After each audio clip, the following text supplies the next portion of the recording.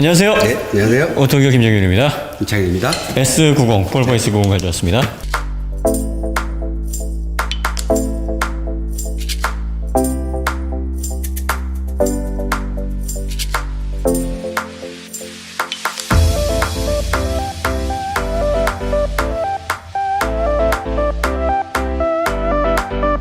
우리가 주행 먼저 했고요. 고속도로 위주로 했습니다. 네. 이 차는 뭐 롱힐 베이스고,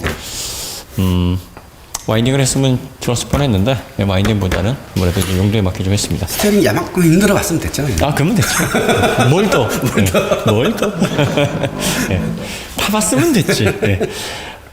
드라이브 E 네. 파워트레인. 네. 이제 볼보에서 디젤 생산 안 한다. 네. 이제 그만하겠다. 그래서 B5가 디젤을 대체하겠다. 네. B5는 이제 마일드 하이브리드 네. 들어가 있는 거고, T5, T6는 가솔린, 그 다음에 T8은 플러그인 하이브리드. 네. 이런 식으로 해서 이제 재편이 됩니다. 2000cc로 모듈러 정책을 펴고 있죠. 네. 오로지 뭐 한 종류밖에 없어요. 네. 그래서 이거 출력을 뭐 좀 줄였다가 높였다가, 높은 거는 뭐 300마력이 넘어가고, 거기에다가 모터를 붙였다가 그렇죠. 모터를 붙였다가 뭐 또 ISG 모터를 붙였다가. 네. ISG 하니까 아이들링 스톱앤고. 네. 예, 그거랑 약자가 같네요. 요거는 인테그레이티드 스타터 네. 제너레이터. 예, 그래서 인테그레이션 통합되어 있다. 네. 뭐 인테그레이티드 뭐 통합되어 있는 스타터. 시동을 거는 네. 제너레이터. 네. 원래 알터네이터라 그러는데 뭐 제너레이터로 통칭되고 있죠. 네, 그러니까 네, 이제 통합되어 있는 시동 거는 발전기. 네. 이렇게 보시면 됩니다. 예전에는 이제 이 알터네이터가 따로 있고 스타터는 네. 요 뒤쪽에 보통 있었어요. 그렇죠. 그러니까 여기가 크랭크 축이 들어가고 네. 그 뭐죠? 이 타이밍 벨트나 체인이 앞쪽에 들어가는데 네, 네, 네. 그 뒤쪽으로 여기를 싹 돌려주는 네. 크랭크 이빨을 돌려주는 스타터 모터가 뒤에 있었죠. 그렇죠. 보통은. 네. 그런데 이제 여기 통합이 되어 있습니다. 통합을 해서 뭐가 좋으냐? 얘가 이제 관여하는 바가 좀 넓어졌습니다. 네. 아이들링 스톱앤고가 멈춰야지만 작동을 했는데 네. 이제 서서히 서행하면서도 엔진을 끌 수 있는. 그러니까 엔진을 꺼서 이 연료 공회전으로 혹은 뭐 저회전으로 연료가 소모되는 그 기간, 듀레이션을 더 길게 하는 거죠. 그리고 그 것만큼 네. 이산화탄소, 네. 연료 효율 뭐 이런 것들이 다 향상이 됩니다. 자, 그래서 요게 이제 10kW니까 13.6, 네.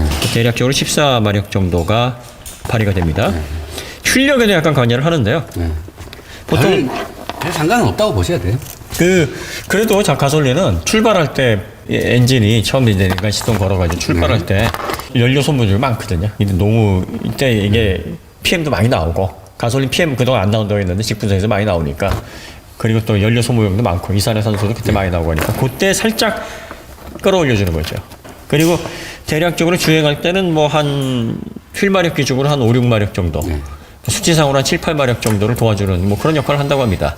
그러니까 14마력 정도가 들어가 있는데 13.6마력이 들어가 있는데 그게 다 합산되는 건 아니고, 그러니까 얘가 들어가면서 연비가 10% 정도 향상된다, 이게 제조사 이렇게 얘기를 하고, 실제로는 그만큼은 아니라 그러는데 그래도 뭐 향상이 되는 거죠.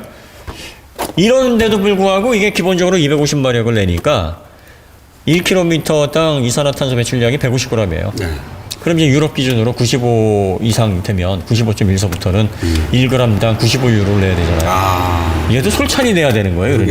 그러니까 이제 T8 같은 플러그인 하이브리드를 낼 수밖에 없는 거고, 폴스타 같은 전기차를 낼 수밖에 없는 거예요.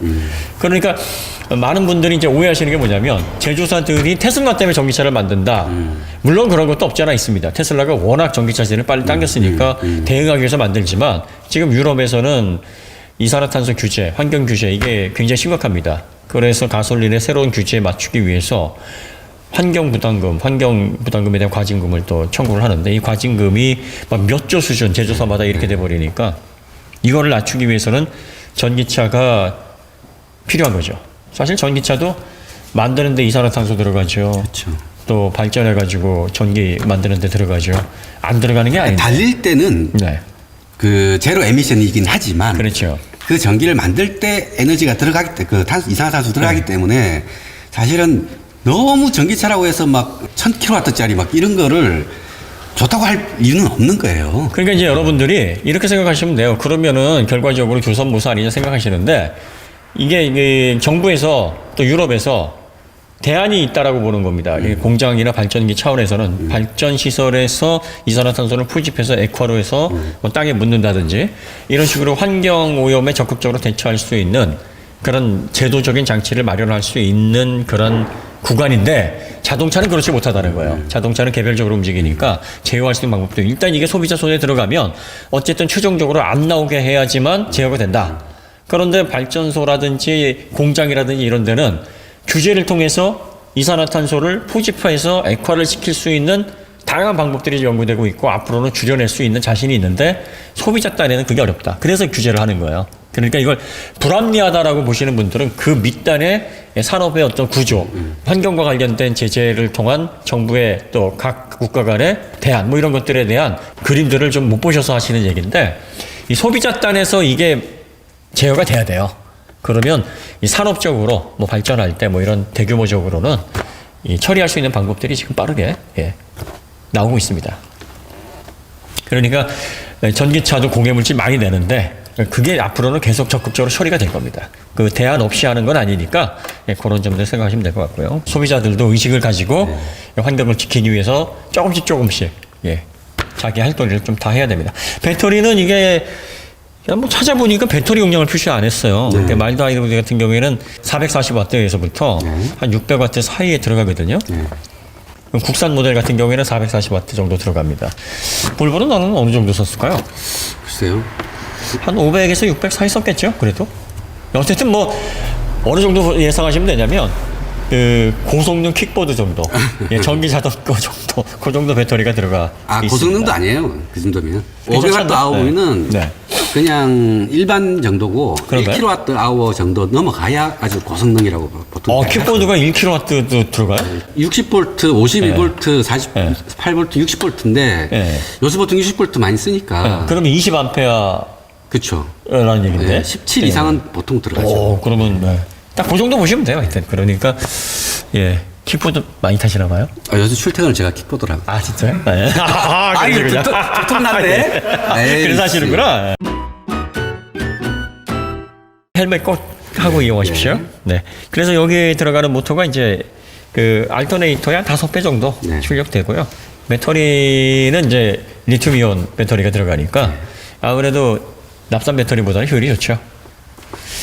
그러니까 이게 살짝 도와주는 정도다. 네. 아까 우리가 얘기했듯이 어린아이 마트 데리고 가면 그렇죠. 너 요거 박스 하나 들어. 딱 그 정도예요. 그러니까 요렇게 해서라도 한 10% 정도 줄여내서 조금 낮추자. 그렇게 해서 총합을 낮추면 뭐 전기차 만들고 플러그인 하이브리드 만들어서 조금씩 올라가니까 그래서 만드는 겁니다. 이게 환경 규제 아니면 사실 마일드 하이브리드는 이게 나올 이유가 없어요. 환경 때문에 막 이런 차 만들지 말고 네. 정말 그 머슬카 진짜 신나는 거 한번 만들어줘. 그러면은 그런 분들은 돈을 엄청 내실 각오를 하시고 말씀을 하셔야 되는 거죠. 네. 그리고 제조사가 그 관리금 내는 만큼 또 가격이 올라갈 겁니다. 앞으로 계속 올라갈 거예요. 그러니까 예전에 이거 히타치에서 36V 마이크로 하이브리드라고 만들어놨는데 아무도 안 갖다 쓰는 거야. 이게 효율도 안 좋고 그냥 괜히 부품만 들어가고 뭐야 이게. 당시에는 또 리튬이온 배터리도 비쌌거든요. 그러니까 에이 안 써 하다가 이게 이제 와가지고 환경 규제 때문에 내연기관의 수명 그리고 전반적인 밸런스를 좀 높이자 하는 차원에서 야 그거 예전에 마이크로라고 있지 않았어? 그러니까 야 근데 마이크로라고 넣으면은 너무 없어 보이잖아. 그럼 마일드라고 해서 넣자. 마일드 어차피 풀 하이브리드처럼 EV 모드 없는 걸 다 마일드라고 하니까 이것도 어떤 측면에서는 마일드다. 그래가지고 이제 딱 집어넣는데 어쨌든 하이브리드가 붙으니까 지금 이게 대세잖아요. 그러니까 소비자들이 마일드 하이브리드 그거 어때요? 이렇게 질문하시는데 저희가 이제 분명히 말씀드리는데 마일드 하이브리드는 큰 기대하지 말고 사세요. 이건 큰 기대하고 사시면은 좀 기대보다는 실망이 크실 거예요. 그러니까 실제적으로 체감할 수 있는 것보다는 조금씩 연비 효율 높여주고 공해 물질 좀 덜 내보낸다. 그러니까 연비가 체감이 안 되더라도 공해 물질이 좀 없는 것보다는 덜 나간다. 뭐 이렇게 생각을 하시면서 환경에 그래도 약간은 기여하지 않느냐 뭐 이런 생각으로 이용을 하시면 되는 겁니다. 앞으로는 이제 거의 마일드 하이브리드가 장착이 될 것 같아요. 그 다음에 이제 GPF도 두 개가 한 세트가 아닌데 마일드 하이브리드로 낮추고 GPF로 환경 잡아내고 GPF도 필수는 아니에요. 그런 식으로 해서 잡는 게 가장 PM을 잡을 수 있는 2차 PM까지 잡을 수 있는 가장 효율적인 방법이기 때문에 제조사에서 그냥 쓰는 거고 마스다 같이 우리는 GPF 안 쓰고 대응할 거야 하는 제조사들도 있습니다. 터보차저는 뒤로 들어가네요. 근데 이게 터보차저 보니까 CHRA 자, 이렇게 엔진 뒤쪽에 뭔가 덮여 있으면 뜨겁다는 네. 이야기죠. 예, 이게 지금 방열판으로 덮여져 있는데 가운데는 이제 이게 CHRA거든요. 여기가 배기 쪽이고 여기가 흡기 쪽이고 흡기 쪽으로 공기가 빨아들여서 밑으로 해서 내보내는 거죠. 예, 센터 하우징 로테이팅 어셈블리라는 장치인데 요 안에 베어링이 들어있어서 네. 흡기 임펠러하고 그 배기 임펠러 네. 그거를 사이에서 연결해서 돌려주는 거예요. 워낙 고속으로 돌아가니까 오일로도 윤활 시켜주고요. 근데 여기 이제 녹이 많이 났는데 여기 열이 여기요? 많이 나거든요. 네네. 뭐 열받았다 식었다 열받았다 하니까 네. 이게 표면에 이렇게 좀 산화작용이 일어났네요. 네, 여기 그러네요. 표면에 요거 좀 보완 좀 해야 되겠는데요. 요 소재가 요거 개선이 돼야 될 것 같습니다. 이쪽에 무리가 많이 가는 부분인데 그죠. 좀 더 내열광을 좀 써가지고 네. 또 이 녹 방지 처리 특수 처리된 부분으로 좀 변경해야 됩니다. 네. 오일로 해서 들어가고요. 이 가운데 요 두 개가 이제 오일이 들어갔다 빠졌다 하는 거예요. 요게 네. 이제 식혀주는 겁니다. 여기가 뭐 20만 rpm 이상 오르기 때문에 그렇죠. 열이 굉장히 많이 납니다. 그리고 이제 윗단에 있고 이쪽에 이제 주로 열이 많이 나요. 네. 그러다 보니까 여기가 이제 ECU거든요. 네.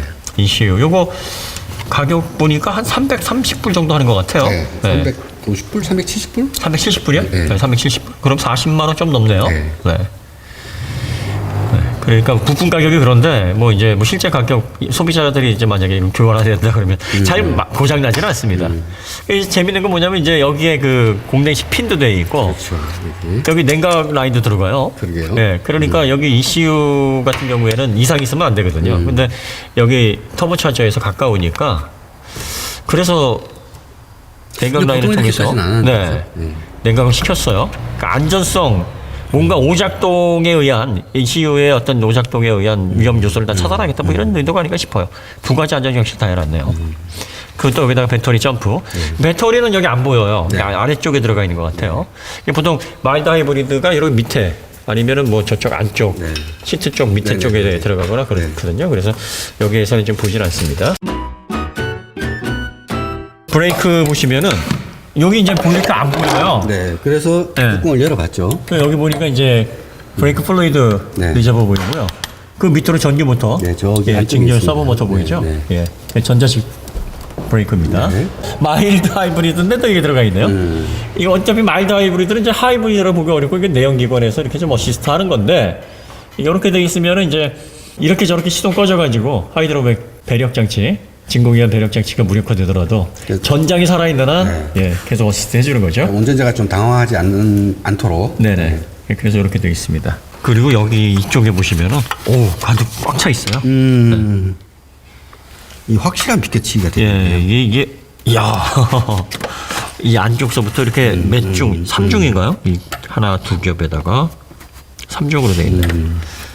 그러니까 이 볼보의 그 비켜치기 그리고 2020년부터 사망자 제로 도전하겠다. 그게 충돌 안전성에서부터 이렇게 잡아내는. 뭐 거의 모든 라인업이 지금 IIHS 스몰 오브랩 다 만점 받고 있죠. 이런 제조사가 많지 않아요. 뭐 지금은 이제 웬만하면은 일부 몇 개 항목을 빼고는 다 좋음 나오는데 다 대응을 하니까. 그런데 이제 볼보가 의미했던 게 뭐냐면 불시에 그렇죠. 네, 이제, 네. 이제 테스트 한다 네, 그랬는데 한다. 네. 나는 이미 만족하고 있거든. 이게 볼보는 야 우리는 예전에도 그러고서 갖다 해. 그래서 시행되기 거의 10년 가까이 9년 된 모델 갖다 줬는데도 SC90 초기형 모델 그 모델마저도 만점이 나왔다. 예, 이게 참 대단한 것 같아요. 그러니까 안전의 대명사다라는 게 걷어주시는 것도 아니고 그동안에 뭐 여러 가지 안전적인 사양, 신기술들 그리고 또 구조적인 안전. 심지어는 뭐 자기들이 별의별 실험을 다 낭떠러지에서 떨어뜨리기도 하고 건물에서 밀기도 하고 크레인에서 떨어뜨리기도 하고 막 옆으로 굴리기도 하고 다음 왜- 목표는 30m라고 합니다. 30m? 낙하. 절벽에서 떨어질 수도 있으니까. 크레인에서 떨어뜨리는 걸 지금 계속 하고 있다고. 이왕이면 시원하게 성층권에서 한번 떨어뜨려 보지. 예. 여기 알루미늄 합금으로 해서 네. 스트럿바는 안쪽으로 이렇게 숨겨놨습니다. 구조적으로 상당히 안정감이 듭니다. 이런 멤버가 안에서부터 위까지 완전히 그러니까요. 통짜로 이렇게 또 연결되어 있습니다. 무게를 줄이기 위해서 네. 이쪽은 많이 비어 있거든요. 네. 앞쪽에. 예. 상당히 뭐. 근데 이렇게 해놓고도 1775km밖에 안 된다? 1780km밖에 안 된다? 네, 그래서 뭐 이게 지금 4기통에다가 터보 방식이고 또 마일드 하이브리드인데 이쪽에 멤버 쪽이 워낙에 튼실하게 감싸고 있으니까 공간이 되게 협소해 보이는 그런 착시를 일으키네요. 네. 엔진 어셈블리도 그렇게 크지는 않은데 출력이 250마력 있고요. 그 다음에 최대 토크가 35.7kg/m. 네. 제로백은 7.2초. 출력에 비해서 제로백이 좀 이게 휠베이스가 있어서 그런지 길이가 있어서 그런지 이렇게 빠르진 않네요. 네. 뭐 기본적으로 이 가격대에서 뭐 4기통이라고는 하지만 네. 지금은 뭐 기통수라든지 전륜구동, 후륜구동 이런 구분들이 사실은 그렇게 뭐 유의미하지는 않아요. 배기량 같은 거. 예, 배기량도 다운사이징 되고 나서는 이제 예전에는 출력 대비 배기량이 높아야 됐는데 과급이라든지 이제 전동화를 인해서 출력을 원하는 만큼 충분히 높일 수 있는 그런 상황이 됐습니다. 그래서 지금 이 정도 출력이면 가격 대비 괜찮은 출력이고 또 이게 기본이 6,030만 원부터잖아요. 수입차 가운데서도 그렇게 나쁘진 않아요. 보통 수입차 가운데서 250마력 정도 내는 마일드 하이브리드를 탑재한 요 정도 사이즈의 수입차 프리미엄에 해당하는 수입차가 없죠. 네. 뭐 좀 체구가 작거나 뭐 비슷하거나 하면은 좀 출력이 비슷한 사이즈의 E 클래스가 이거보다 좀 더 작은데 5 시리즈나 그러면 530 그다음에 2300 거의 뭐 2,000에서 3,000 정도 비싸죠. 그러니까 그런 거 생각해 보면은 파워트레인 구성이 좋습니다. 예전에는 이제 이런 4기통 하면 놀림감이 되는데 이제 메르세데스 벤츠 BMW 다 4기통으로 갔어요. 그러니까 오히려 스팅어 G70이 해자가 돼 버렸어요. 3.3 막 6기통 V6기통 터보를 갖다가 그 가격에 주니까 오. 자, 지금 뭐 자동차 관련해서도 풍요의 시대에 살고 있습니다. 뭐 다양한 브랜드들, 다양한 어떤 구조들 뭐 그런 것들을 통해서 예, 다양하게 우리가 자동차 라이프 즐길 수 있고요. 지금 이 모델이 인기가 많다고 하는데 뭐 구조적으로는 뭐 여기에다가 마일드 하이브리드 기존의 볼보 이 파워트레인, 변속기는 아이신 8단, 네, 전륜구동. 이게 이 파워트레인의 그 2리터 그 가솔린 터보 엔진과 아이신에서 제공한 아이신에서 뭐 어셈블리를 완전히 제공했다기보다는 이제 이 파워트레인에 맞게 조정을 해서 공급하는 거죠. 그래서 여기 이제 이 파워트레인의 내연기관의 볼보의 마지막 끝까지 버틸 이러고서 이제 전동으로 넘어가겠다 이렇게 얘기를 하고 있죠. 아, 볼보의 D는 참 아까워요. 볼보의 그 디젤 엔진 참 매력적인데 어떻게 보면 볼보가 되게 과감한 것 같아요. 속도도 포기하고 사실 속도를 포기한다는 건 이게 프리미엄 브랜드에서 성능 얘가 415마력도 판매를 하는 브랜드인데 그러니까 400마력 가지고 200도 못 낸다는 게 그렇죠. 응? 참. 그러니까 어떻게 보면은 야, 독일 애들 너네들 안 살려면 사지 말아도 돼. 그렇지. 뭐 이런 느낌인 거지. 응. 그리고 뭐 느리다고요? 사지 마세요. 네. 죽고 싶으면 사세요. 그렇지.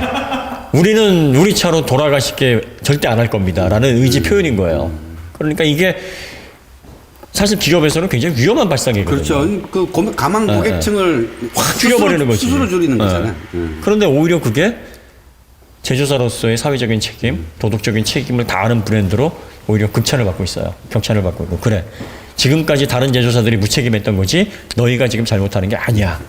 이게 사람들의 생명을 지키고 사람들의 안전을 지킬 수 있는 제조사가 할 수 있는 책임이야.